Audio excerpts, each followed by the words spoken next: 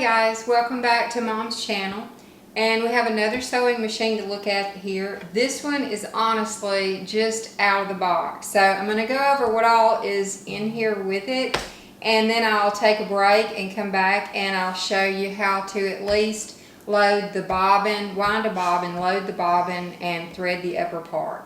If you want to skip to the how-to parts, I'll put a timestamp down in the description. So we have here the newest Brother, even though it's been out for about a year or so, it is the newest one that they've come out with. And this is the MZ53 machine, mechanical. So this is the machine that came in the box. Let's look at what all came with it. Naturally, we have the foot pedal and the electric cord. We have a dust cover to use to cover up your machine when it's not in use. There's an instructional DVD, the instruction booklet, and then all the warning papers, plus a list of everything that's included and all the part numbers. Now, this is something I really love. This is a different faceplate, so if you don't care for the plain one that's on here, it has a sticky backing. You can just peel that off and put it on, and I will probably be doing that because I really like the flowers. Let's see what else we have. We have 3 extra bobbins, and then there's one inside the bobbin compartment that has thread on it. We have an extra spool holder. This is going to be so you can use a twin needle, and that fits right on top of your bobbin winding spool. We have a finger guard. Not many machines have this, but this is pretty cool, especially if you are going to have a child sewing. And this will go, let's see, there's a hole right in the back behind the needle this fits in, and it just guards the needle so you don't accidentally stick your finger under there.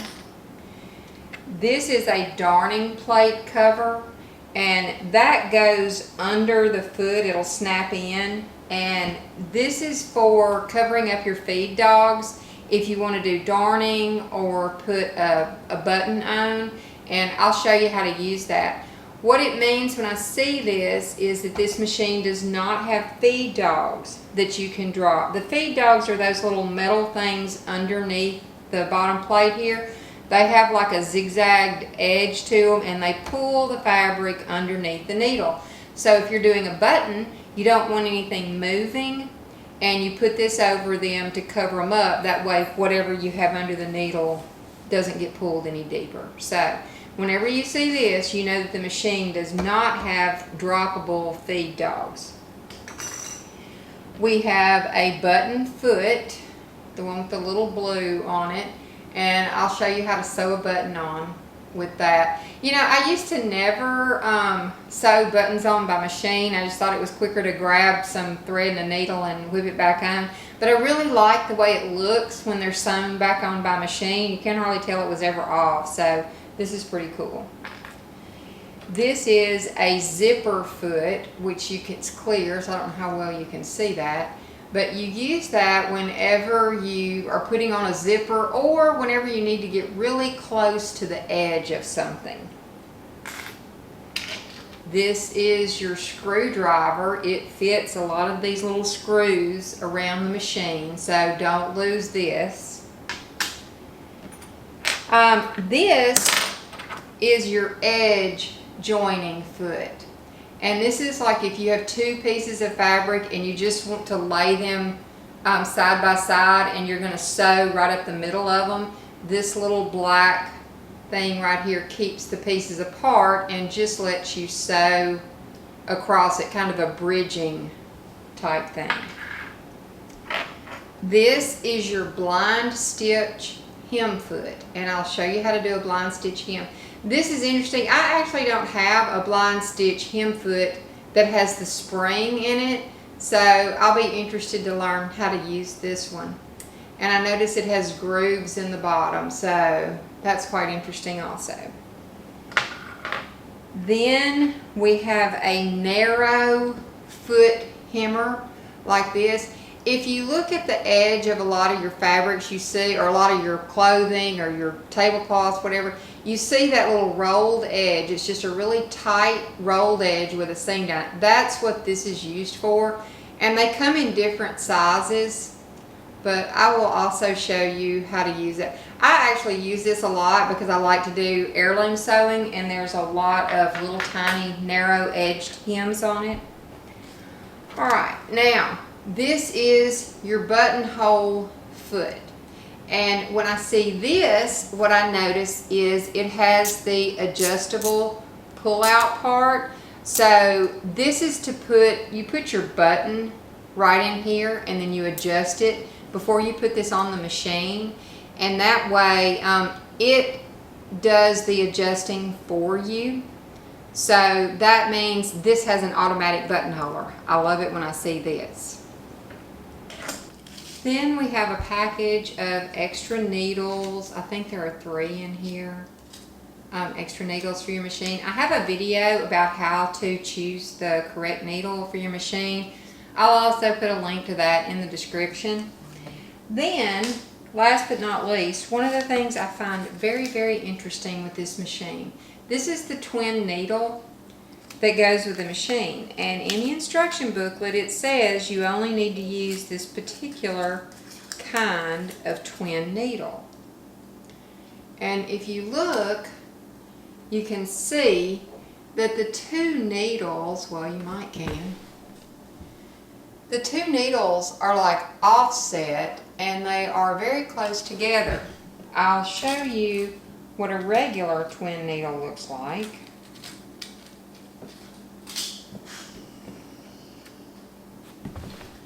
See, normally the twin needle is in the center. So I'm not sure exactly what this means, but I will find out and I will let you know. So it's very interesting to me. Learn something new every day, don't you? I'm really excited about this machine to show you how to load it now. So I'm going to take a break. I'm going to remove all the pieces of tape and the little cardboard thing under here and get some thread, and I'll be right back to show you how to get started. Well, here we are, so let's get started. The first thing, this tray in the front, you probably found this when you were taking the tape off, but it slides out, and you can put some of your accessories in there if you want to. Since it doesn't have a cover, they might fall out, so I probably won't use that. But you remove it so you'll have a free arm here if you're doing like a sleeve or whatever, so that's pretty cool. That's a feature a lot of people like. I know I do. So I have it plugged in. We plugged in the end of it down here, and then I have my my foot pedal down here. And now to turn it on, there's a little switch right above the plug. You just flick it up and the light comes on. Now, a word of caution: when the light is on, the machine is on, there is no sensor under this needle. So if you stick your finger under there and you accidentally step on the presser foot, on the foot pedal, it will sew your finger. It's not mad at you or anything else. It just doesn't know that there's a finger under there. So be careful. In fact, while I am fooling with the machine, I'm going to pick up the presser foot and put the foot pedal and put it on the counter over here, so I don't have any, opportunity to step on it. Now, the first thing we're going to do is wind a bobbin. So first, let's remove the bobbin that's in there. Take this little cover and you just pull it back, it snaps out, and take that off.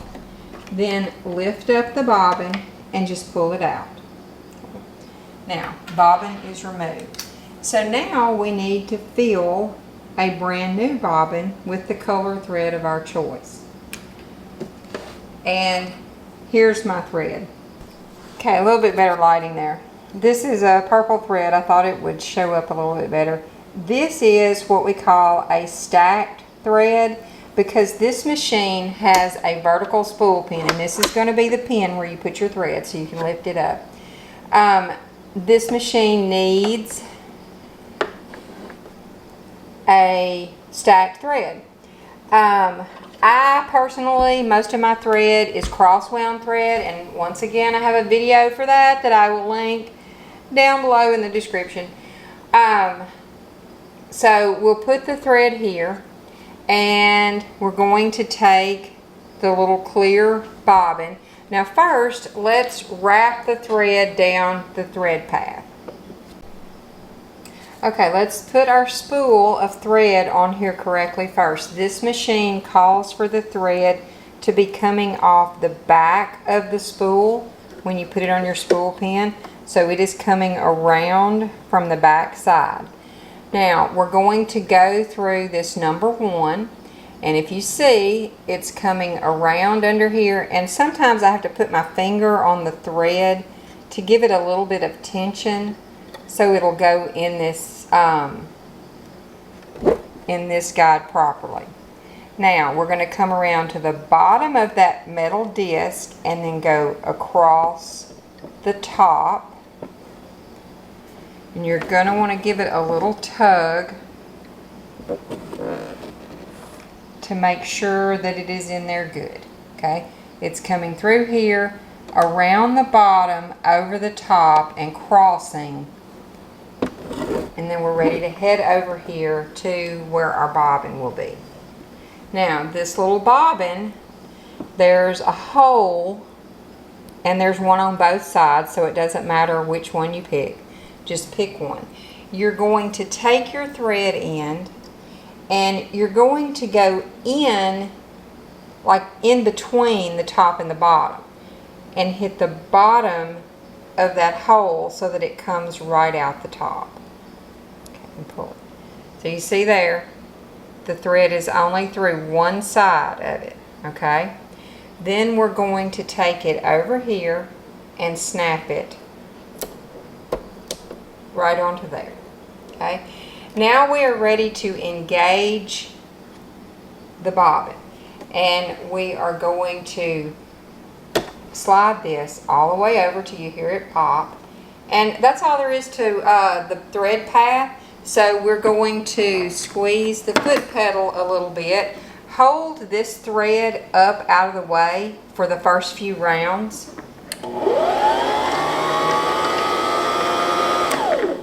And then I usually snip that off, like that. And then you just press your foot pedal until it gets however full you want it.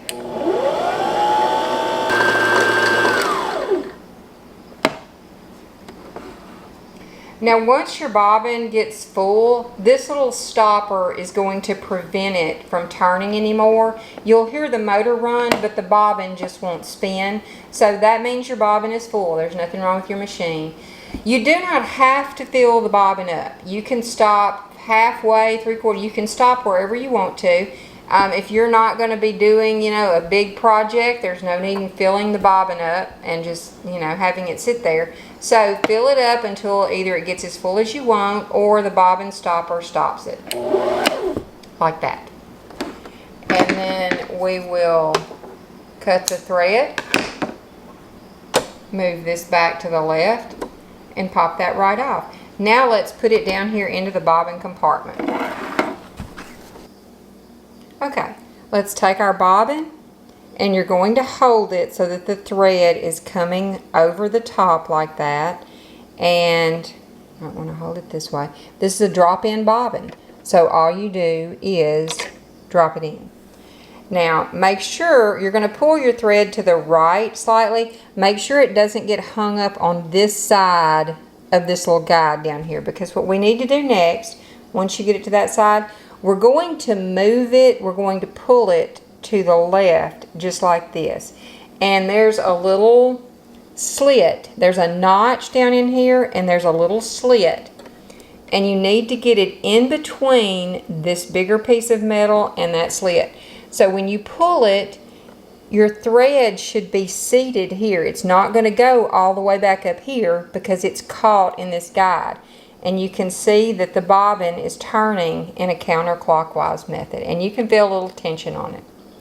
Now we're going to come right around, and we want to let it sit in this channel over here bring it all the way down, and then pull it to the right, and it will snap off the tail, and that will be the perfect length that you need to get started sewing. Now, put your bobbin plate, slide that right back on there, and we're ready to do the upper thread.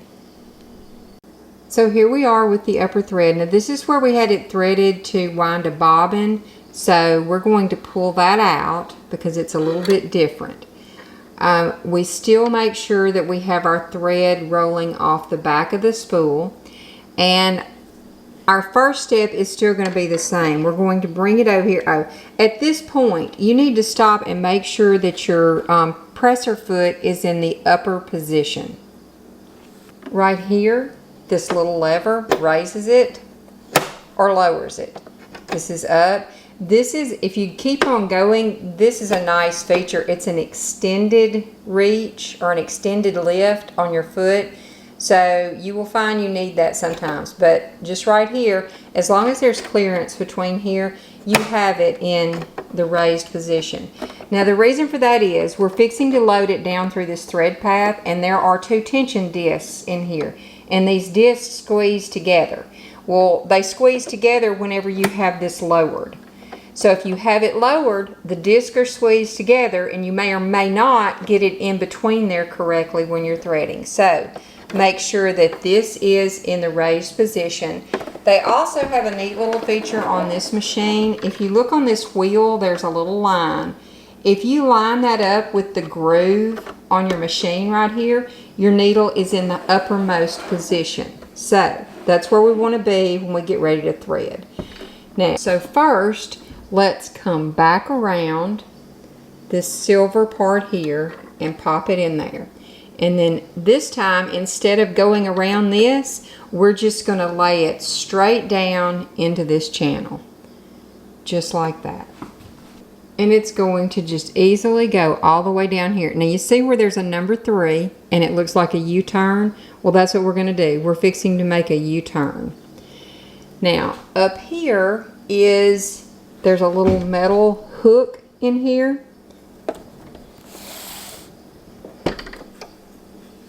See if you can see it. See this metal hook? It goes up and down as your needle moves. You can see it going up and down as I turn the wheel. So what we want to do is you're going to pull it straight back but slightly to your right, then come over and then pull it down on the left hand side. That's going to thread it into this little hook that's in there. Okay, so we're at the 5th one right now. Our next step is going to be here under the needle, or right on top of the needle. At this point, you can let your foot down because you need the tension on the thread now. So let the foot down, and we're going to go all the way to the back. Now, in order to get it sandwiched right in that little nook right there, what I do is I grab my thread with both hands, and I hold it horizontal. And then I just slip it right in there. And you may have to floss it a little bit to get it all the way back in there. And then you're going to pull it right out to the front again. So it's just in between there. Our next step is the needle. So what we want to do, make sure your needle is in the uppermost position again. Turn the hand wheel towards yourself. Don't turn the hand wheel away from you. Turn it towards yourself.